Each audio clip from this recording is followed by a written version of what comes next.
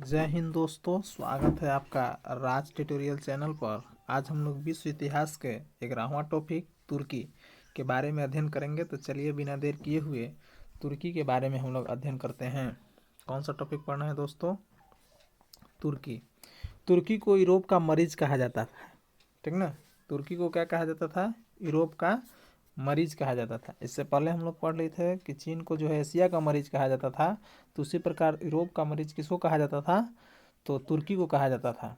पान इस्लामिज्म का नारा जो है अब्दुल हमीद द्वितीय ने दिया था। अब पान इस्लामिज्म का जो नारा किसने दिया था? तो अब्दुल हमीद द्वितीय ने दिया था। युवा तुर्क आंदोलन की शुरुआत अब्दुल हमीद द्वितीय के शासनकाल में 1908 ईस्वी में हुई। यानी युवा तुर्क आंदोलन की शुरुआत कब हुआ? तो अब्दुल मजीद द्वितीय के शासनकाल में 1908 ईस्वी में हुई। प्रथम विश्व युद्ध के बाद तुर्की के साथ भीषण अपमानजनक संधि सेब्र की संधि 10 अगस्त 1920 ईस्वी को की गई। मुस्तफा कमाल पाशा ने इसे मानने से इनकार कर दिया। प्रथम विश्व युद्ध जैसे ही हुआ तो उसमें क्या हुआ कि जैसे ही जर्मनी के साथ वर्साई की संधि हुई, उसी प्रकार जो है तुर्की के साथ सेब्र की संधि हुई, जो कि अपमानजनक संधि थी। कब हुआ? तो 10 अगस्त 1920 ईस्वी को हुई, जिसको कि मुस्तफा कमाल पाशा ने इसे मानने से इनकार कर दिया। आधुनिक तुर्की का निर्माता मुस्तफा कमाल पाशा को माना जाता है। अब आधुनिक तुर्की का अगर निर्माता किसको माना जाता है? तो मुस्तफा कमाल पाशा को माना जाता है। इसे आतातुर्क यानी तुर्की के पिता के उपनाम से भी जाना जाता है। यानी तुर्की के पिता किसे कहा जाता है? तो मुस्तफा कमाल पाशा को कहा जाता है। उसी को क्या कहा जाता है? आतातुर्क, ठीक ना, जिसका अर्थ क्या होता है? तुर्की का पिता। याद रखिएगा दोस्तों, तुर्की के पिता के नाम से किसे जाना जाता है? तो मुस्तफा कमाल पाशा को। मुस्तफा कमाल पाशा का औपचारिक जन्म तिथि 19 मई 1881 ईस्वी में सेलेनिका में हुआ था। इनके पिता का नाम अली राजा था, ठीक ना। मुस्तफा कमाल पाशा का औपचारिक जन्म तिथि, ठीक ना, कितना है? तो 19 मई 1881 ईस्वी में सेलेनिका नामक जगह पर हुआ था। इनके पिता का नाम अली राजा था। तुर्की में एकता और प्रगति समिति का गठन 1889 ईस्वी में हुआ। तुर्की में एकता और प्रगति समिति का गठन कब हुआ? था 1889 ईस्वी में हुआ। यानी कि तुर्की के जो है एकीकरण करने में मुस्तफा कमाल पाशा का जो है महत्वपूर्ण योगदान था। प्रारंभ में कमाल पाशा एकता और प्रगति समिति के प्रभाव में आया। प्रारंभ में क्या हुआ कि कमाल पाशा जो है एकता और प्रगति के समिति के प्रभाव में आया।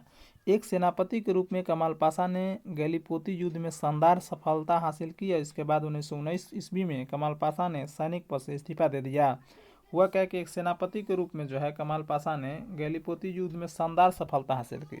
इसके बावजूद जो है उस 1919 ईस्वी में कमाल पाशा ने सैनिक पद से क्या कर दिया? इस्तीफा दे दिया। यानी सफलता हुआ उसको कौन सा युद्ध में? गलीपोती का युद्ध में। फिर भी जो है वह सैनिक पद से 1919 ईस्वी में क्या कर दिया? इस्तीफा दे दिया। 1919 ईस्वी के अखिल तुर्क कांग्रेस के प्रथम अधिवेशन की अध्यक्षता मुस्तफा कमाल पाशा ने की। 1923 ईस्वी में तुर्की एवं यूनान के बीच में लोजान की संधि हुई। 1919 ईस्वी के अखिल भारतीय, ठीक ना, 1919 ईस्वी के अखिल तुर्क कांग्रेस के प्रथम अधिवेशन की अध्यक्षता किसने किया? तो मुस्तफा कमाल पाशा ने किया, ठीक। और 1923 ईस्वी में तुर्की और यूनान के बीच जो है संधि हुआ, जिसको कि लोजान के संधि के नाम से जाना जाता है। यानी कि 1923 ईस्वी में संधि हुआ, उसका क्या नाम है? लोजान की संधि। 23 अक्टूबर 1923 ईस्वी को तुर्की गणतंत्र की घोषणा हुई और 23 अक्टूबर 1923 को तुर्की जो है गणतंत्र के रूप में घोषित हो गया। कमाल पाशा ने तुर्की में 3 मार्च 1924 ईस्वी को खिलाफत को समाप्त कर दिया। और मुस्तफा कमाल पाशा ने 3 मार्च 1924 ईस्वी को खिलाफत को क्या कर दिया? हमेशा हमेशा के लिए समाप्त कर दिया। 20 अप्रैल 1924 को तुर्की में नए संविधान की घोषणा हुई। और 20 अप्रैल 1924 को क्या हुआ कि तुर्की में नया संविधान बना। तुर्की के नए गणतंत्र का राष्ट्रपति मुस्तफा कमाल पाशा हुआ। तुर्की जैसे ही गणतंत्र बना तो उसका राष्ट्रपति कौन बना? तो मुस्तफा कमाल पाशा बना। रिपब्लिकन पीपुल्स पार्टी का संस्थापक मुस्तफा कमाल पाशा था। और रिपब्लिकन पीपुल्स पार्टी का संस्थापक कौन था? तो मुस्तफा कमाल पाशा था।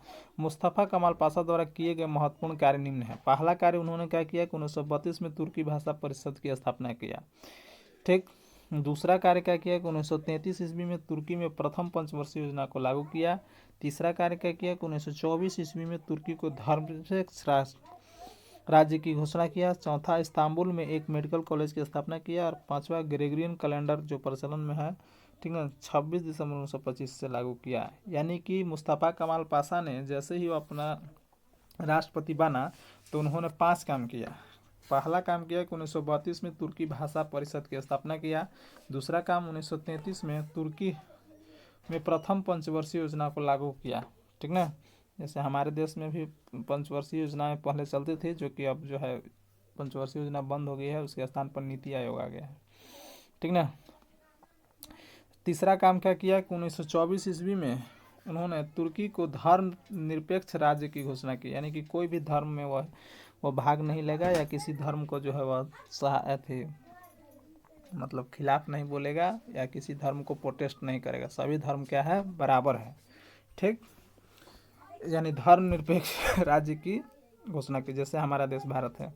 इस्तांबुल में एक मेडिकल कॉलेज की स्थापना की। और चौथा काम क्या किया कि इस्तांबुल में एक मेडिकल कॉलेज की स्थापना किया, ठीक ना। अब पांचवा काम किया कि जो ग्रेगोरियन कैलेंडर जो चल रहा है, ग्रेगोरियन कैलेंडर, उसको 26 दिसंबर 1925 से लागू कर दिया। इस्तांबुल का पुराना नाम कस्तूनिया था। इस्तांबुल का पुराना नाम क्या था, कस्तूनिया था, ठीक ना। समझ में आ रहा है, इस्तांबुल का पुराना नाम क्या है, तो कस्तूनिया था।